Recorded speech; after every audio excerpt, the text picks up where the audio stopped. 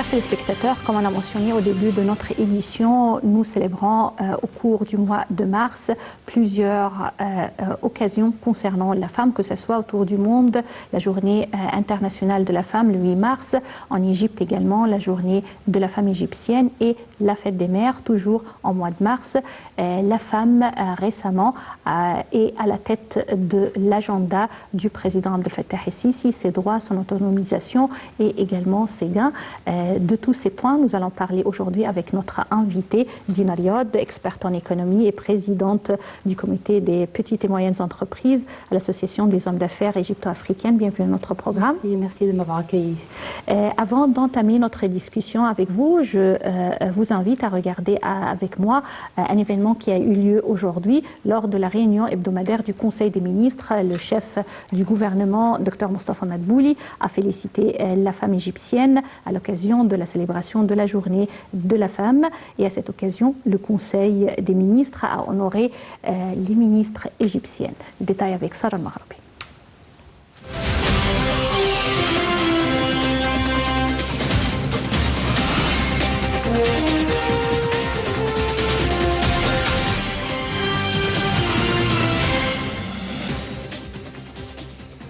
Le chef du gouvernement, Mostafa Madbouli, a félicité aujourd'hui les femmes d'Égypte à l'occasion de la célébration de la journée de la femme égyptienne.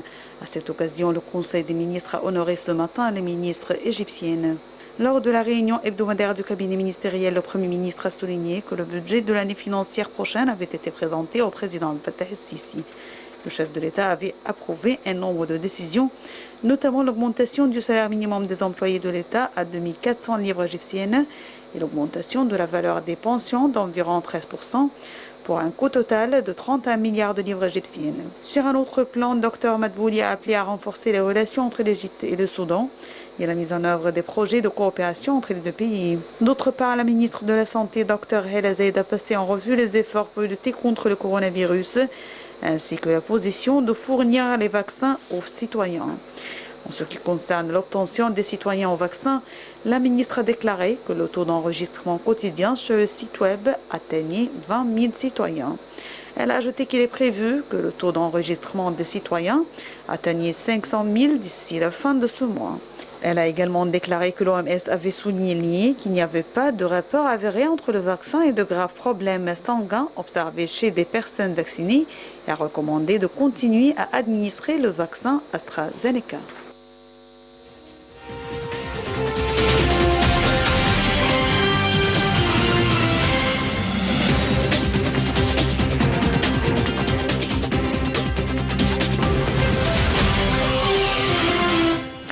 Alors, retour à notre invitée, Dina Riad. Vous êtes experte en économie et également présidente du comité des petites et moyennes entreprises à l'Association des hommes d'affaires égypto-africaines. Alors, pour parler aujourd'hui des droits de la femme et comment la femme vient en priorité sur l'agenda du président Abdel Fattah el-Sisi, on peut commencer par votre domaine, celui des moyennes et petites entreprises et micro-financement pour les projets présentés par la femme afin de l'aider à mieux vivre et afin qu'elle puisse, elle, à son tour, aider sa famille. Comment voyez-vous l'évolution de ces projets actuellement? Alors, tout d'abord, j'aimerais bien rendre hommage à la femme égyptienne, aux femmes du monde, à l'occasion de l'année de la femme, d'après l'ICESCO en 2021. Il faut notamment dire qu'en Égypte, c'était en 2017, dans un acte sans précédent, on peut dire.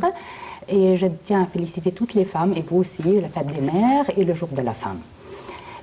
Concernant mon travail dans la société civile, je travaille avec, dans les petites et les moyennes entreprises, notamment dans les micro-projets. Je vois qu'il y a une très grande importance accordée à l'autonomisation économique de la femme. Pas seulement avec vous savez, la propagation du Covid, le marché du travail a changé. Maintenant, on a plus besoin des femmes qui ont des projets. L'État a commencé à donner des emprunts à beaucoup de femmes, même dans les femmes rurales. Et ce n'est pas seulement une question de débuter un projet avec du financement. Le plus important, ce sont les séances de formation qu'on peut voir maintenant en toute l'Égypte. Pour débuter un projet, il faut le dire, ce n'est pas une question de financement. Je dois d'abord avoir comme savoir comment faire, par exemple, des études de faisabilité, comment savoir faire un plan de travail, comment commercialiser mon produit. Et voilà qu'on trouve un support ici dans tous ces domaines, même dans les exhibitions internationales, les exhibitions en Égypte, comme on a vu le bazar, finalement. Et il faut dire que le chef de l'État a donné, comme on peut dire, une feuille de route pour les femmes, une très grande importance dans l'agenda de l'Égypte 2030. C'est vrai, et c'est ce que Mme Intisar el-Sisi avait cité au cours de son discours lors de l'inauguration de cette cérémonie de lancement de l'année de la femme de l'ISISCO 2021. Elle avait parlé des droits acquis par la femme. On peut les citer ensemble en commençant avec la réalité. C'est que les femmes occupent 39% des postes dans l'administration en Égypte. Déjà, c'est un pourcentage élevé et au sein du gouvernement, du cabinet ministériel, il y a pas mal de femmes ministres qui, depuis maintenant quelques années, donnent l'exemple de la femme égyptienne moderne, cultivée et également capable d'assumer ses responsabilités. Exactement. Oui. Je veux dire que en Égypte, l'autonomisation de la femme, comme je vous ai dit, ça a une très grande importance. Et on a vu dans le discours de la première dame d'Égypte qu'elle a envoyé de nombreux messages aux femmes du monde en général. Elle a exigé l'égalité entre les hommes et les femmes, en le donnant un plein droit à toutes les femmes. Elle a parlé aussi de l'élan qui s'est produit en Égypte à propos de l'autonomisation de la femme. Je veux dire seulement, ce n'est pas seulement, on n'a pas vu une autonomisation politique en termes d'avoir plus de 25% des femmes au Parlement qui sont des femmes. Voilà, les députés qui sont des femmes, on voit les ambassadrices, on voit des ministres, mais on a aussi sur le niveau économique que je vois qui est très très important, parce que pendant la propagation du Covid, vraiment je viens à saluer l'effort du gouvernement, du président, notre président Sisi, de la première dame d'Égypte et le Conseil national de la femme, qui, au bout d'un moment, la propagation du Covid, c'était comme un coup meurtrier pour l'autonomisation de la femme, non pas en Égypte seulement, c'est dans le monde entier. Alors on a vu des procédures qui ont été mises en place. On a vu, parce que vous savez, au moment, les écoles étaient fermées, la femme, elle vient tout à coup de prendre le rôle d'enseignante et elle va s'occuper de la maison et tout. Alors, on a vu Mme Intisar el-Sisi parler et dire à la femme, vous êtes le pilier de la famille. Et on a vu le rôle qui était le Conseil national de la femme était un des premiers organes, surtout autour du monde, de parler des droits de la femme, de protéger les femmes pendant le Covid. Ils avaient plusieurs dossiers, pas seulement la santé, parce que vous savez que la plupart des femmes dans le monde, et aussi en Égypte, étaient en première ligne. Si vous voyez qu'on a 91% des services de l'infirmerie en Égypte, dans les hôpitaux publics et le ministère de la Santé, sont des femmes, c'est la première ligne. On a 49% des médecins qui sont des femmes aussi. La plupart des enseignantes aussi sont des femmes. Alors, ils ont très bien ménagé, on peut dire, la question de la santé. Il y a aussi beaucoup de femmes qui ont commencé à perdre leur travail si on parle du secteur informel. Vous savez, les emplois précaires pour les femmes, même les femmes rurales. Alors, on a vu une aide financière instante et même pas, parfois des aides en nature. Et on a vu aussi ils ont vu le marché, les start-up qui sont mandataires pour le temps, qui peuvent être très faciles à générer un revenu pour les femmes.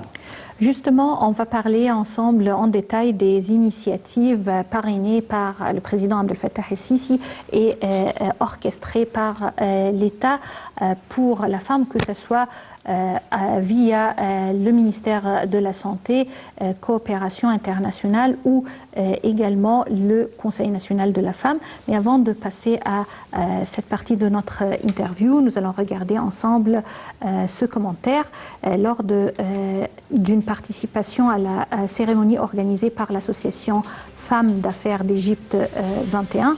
La ministre de l'Immigration et des Affaires des Égyptiens à l'étranger, Dr Nabila Makram, a déclaré que la femme égyptienne mérite un honneur spécial pour ses sacrifices continus. Quels sont ces sacrifices? Nous allons les découvrir à travers ce commentaire signé Sarah Maghrabi.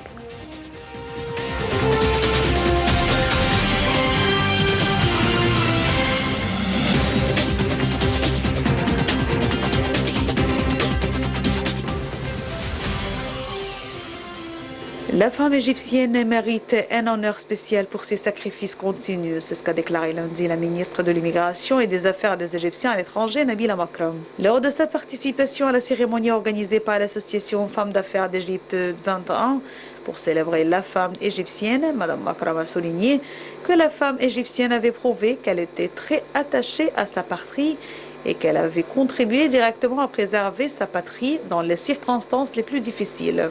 La direction politique valorise le rôle de la femme égyptienne et croit en sa capacité dans les divers domaines, a dit Mme Makram, rappelant que le ministère de l'Immigration avait lancé l'initiative Une Égyptienne vaut 100 hommes pour mettre à l'honneur des modèles honorables des femmes égyptiennes à l'étranger et tirer profit de leur expertise pour promouvoir l'Égypte à l'extérieur, en sus de la participation aux initiatives nationales, dont celle de la vie décente pour le développement des villages de la campagne égyptienne.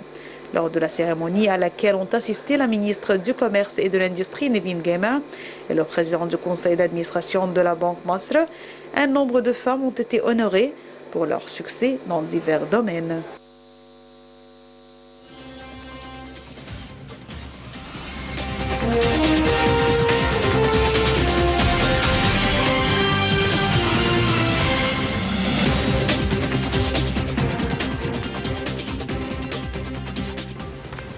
Alors, comme on a vu, c'est un appel de tout le gouvernement et également de tous ceux qui voient les efforts et les sacrifices de la femme égyptienne, qu'elle mérite vraiment d'être à l'honneur. Et on avait mentionné que le Conseil national de la femme a parrainé plusieurs initiatives qui ont relevé des questions très importantes concernant la femme. Tout d'abord, c'est les droits de la femme basés sur les articles de la loi égyptienne. C'est que la loi égyptienne actuellement donne vraiment à la femme égyptienne plusieurs droits qui étaient vraiment supprimés avant, mais aujourd'hui, elle peut en profiter de ce soutien de la loi égyptienne. Comment ?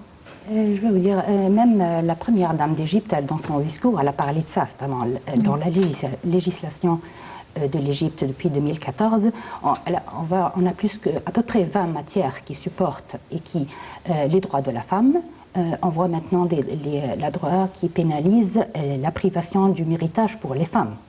On voit renforcer les pénalités de l'harcèlement sexuel, même en parole. On voit renforcer les pénalités de l'excision en Égypte. C'est pénalisé, c'est vrai. C'est pénalisé. Je veux dire que le Conseil national de la femme avait aussi attaqué plusieurs d'autres on peut dire, dossiers. Économiquement, si on parle des projets, je veux dire qu'ils ont mis, même les femmes qui avaient perdu leur travail, ils sont maintenant inscrits maintenant dans la base de données du ministère du Travail, le ministère de la Solidarité, pour leur donner une aide financière. Et comme je vous ai dit, ce n'est pas une question d'aide financière. On veut que ces femmes génèrent leurs propres revenus. On a à peu près un grand nombre de femmes qui sont chefs de famille en Égypte. Alors si vous voyez, si on risque de perdre notre revenu, alors il y avait toujours le Conseil de la femme, le chef d'État bien sûr, attaquant ces problèmes. D'un autre côté, on a vu l'annoncement et le renoncement du hotline 16 000 du Conseil national de la femme, parce que il y avait un risque de violence domestique. Voilà. Alors, on a vu les maisons d'accueil partout dans tous les gouvernorats de l'Égypte pour être là pour les femmes. On a vu aussi le support des femmes enceintes et les femmes en voie d'accouchement, surtout pendant la propagation où l'accès aux médicaments était un peu, c'était pas facile avec la quarantaine. Et politiquement, moi je suis très contente de voir ce pourcentage de femmes dans des positions clés. Et on veut davantage de femmes, on veut voir plus de femmes en chef d'entreprise, plus de femmes qui sont dirigeantes. Et j'aimerais aussi parler d'un dossier qui était très, très important, c'est le dossier de la scolarité. L'État encourageait très bien, on peut dire, l'enseignement à distance, parce qu'on ne voulait pas de l'autre côté voir des filles découler du système scolaire. On ne voulait pas voir des filles se marier, tomber enceintes. C'était comme un autre coup meurtrier pour le féminisme en général, l'autonomisation, si ça arrive. Alors maintenant, je peux dire que l'Égypte a fait un très grand progrès dans le domaine de l'autonomisation de la femme. Et ce n'est pas seulement des paroles, parce qu'il y a des indicateurs économiques pour cela. Par exemple, on peut savoir le nombre des femmes qui ont été les femmes salariées, le nombre de femmes qui ont reçu des promotions, le nombre de femmes qui ont pris des emprunts, qui ont commencé leur micro-projet. Le nombre de femmes enceintes, le taux des filles scolarisées. Il y a énormément d'indicateurs économiques, sociaux et politiques, le nombre de femmes en tête d'organisations locales ou même internationales. Alors quand on dit que l'Égypte, c'est un des premiers pays qui a fait un vrai progrès envers l'autonomisation, et on espère davantage mieux. C'est vrai que la femme égyptienne, depuis les années 50 du siècle dernier, a vraiment fait un chemin et un parcours éblouissant. Dans les années 1950, la femme égyptienne luttait pour avoir le droit de voter. Aujourd'hui, la femme égyptienne possède un quota de 25% au sein du Parlement. Et également, on a vu dans des changements de droit que la femme égyptienne peut être juge parmi autres positions et postes qui étaient réservés au monde masculin avant en Égypte.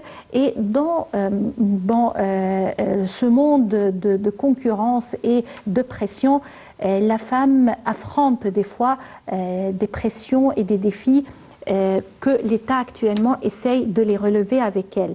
Parmi lesquels, par exemple, on a vu pour la première fois une initiative parrainée par le Conseil national de la femme concernant ou encourageant les jeunes filles qui avaient des expériences ou qui sont passées par un harcèlement verbal ou physique, de parler, de ne pas avoir peur, et on essaye de changer la vision de la société envers ces victimes.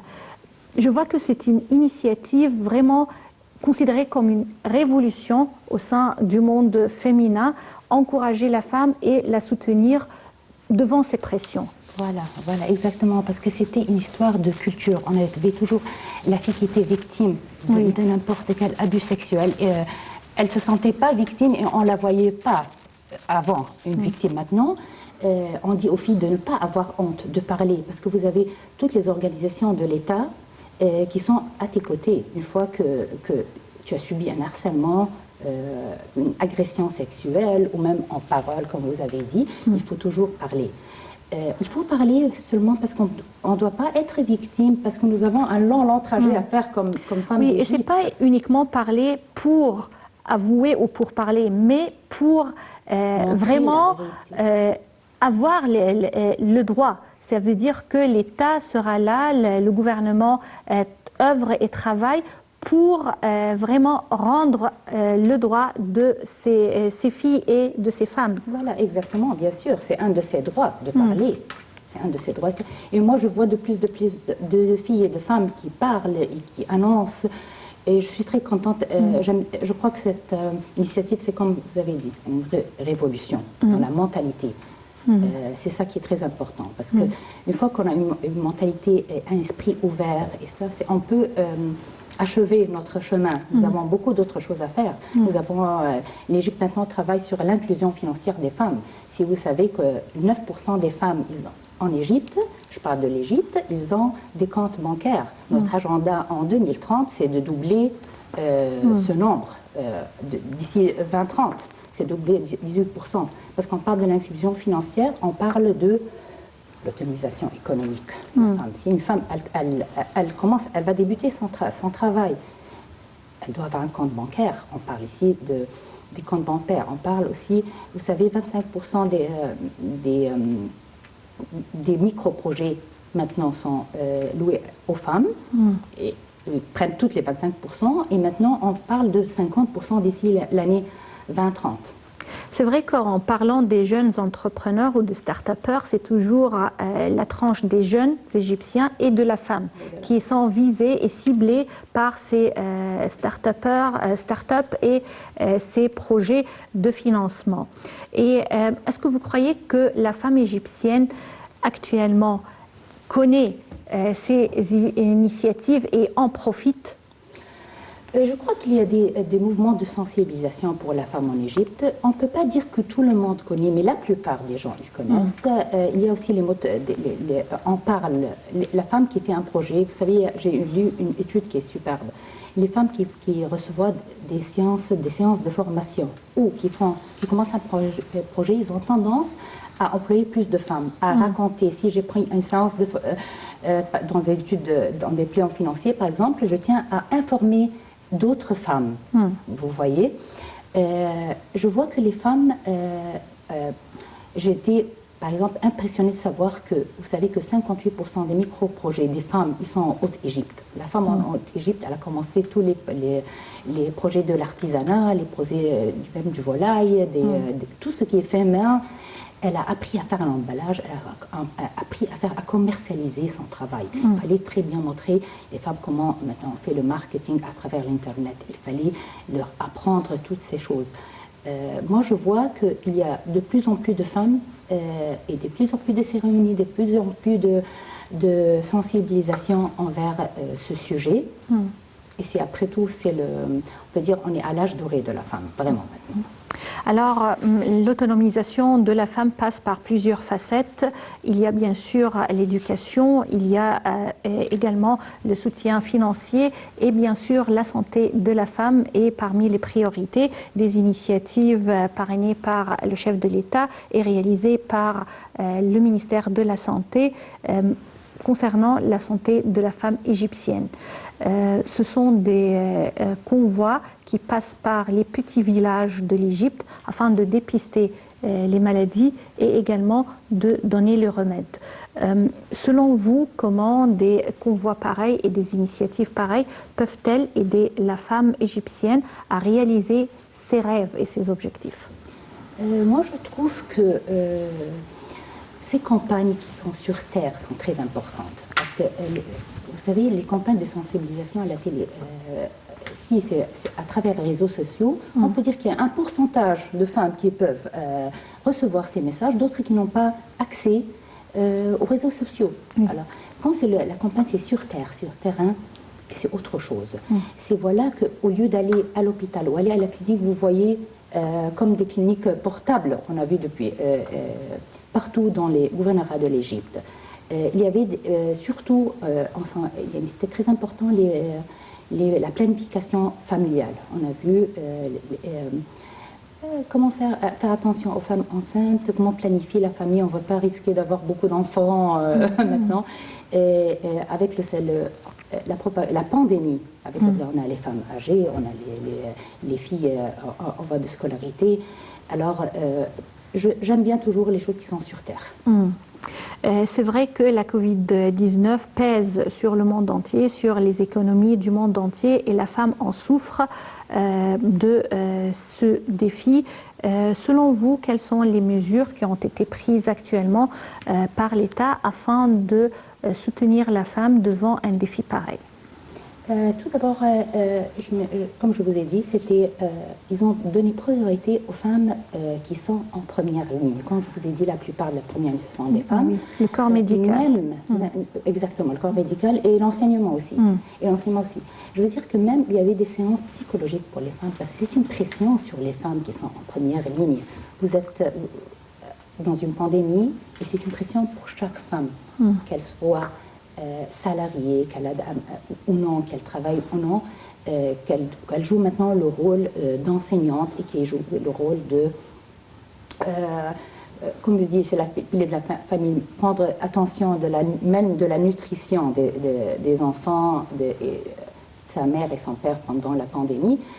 Je vois que les dossiers les plus attaqués étaient la santé, comme on a vu, et aussi la solidarité, l'aide financière que les femmes ont reçue, et la formation. Moi, je salue tous les efforts, les séances de formation qui sont en Égypte, partout dans les gouvernorats, même dans les gouvernorats un peu lointains, comme on dit, ou les sociétés marginalisées. On voit maintenant les bureaux du Conseil national de la femme, on voit maintenant l'organe des petites et moyennes, le développement des petites et moyennes entreprises qui est dans tous les gouvernorats de l'Égypte pour former les femmes, leur donner plus de compétences, leur donner le savoir pour qu'elles soient indépendantes, qu'elles puissent être indépendantes financièrement et économiquement.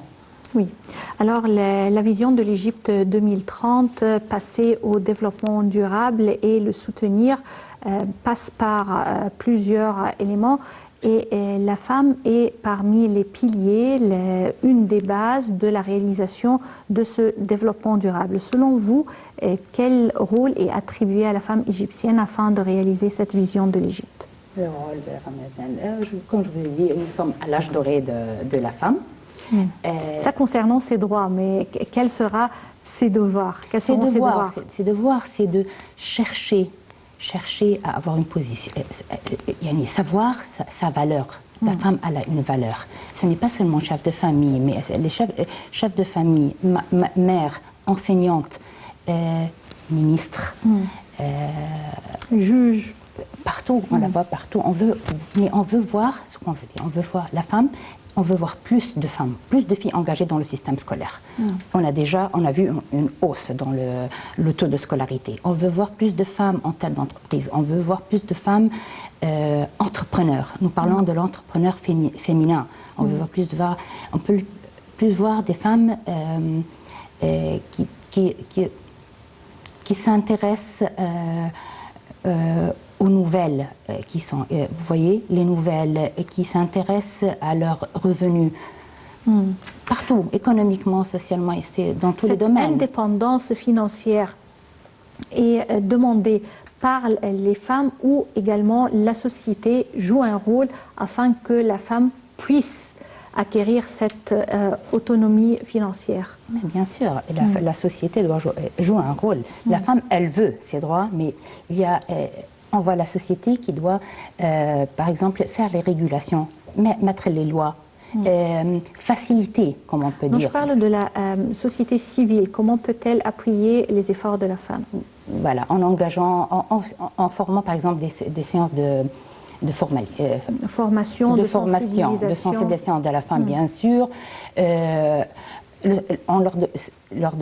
Disons, par exemple, où aller. Beaucoup de femmes ne savent pas où est-ce qu'ils vont aller pour faire des emprunts. Beaucoup de femmes, beaucoup de personnes m'ont demandé, est-ce qu'on va seulement à la banque? Non, si on parle de microfinance, nous avons